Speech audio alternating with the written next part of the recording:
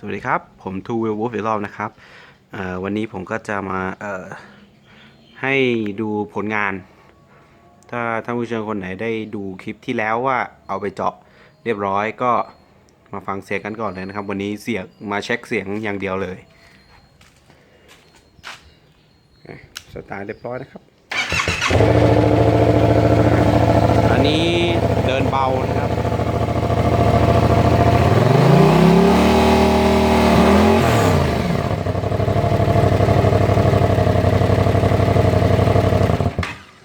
เมื่อกี้นี้ก็ได้ยินเสียง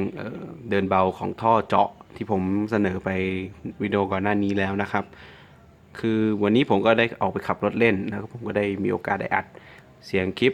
fly by มาให้ดูนะครับขับโฉบดูว่าเสียงเจาะมันเพราะแค่ไหนนะครับก็เชิญชมได้เลยนะครับ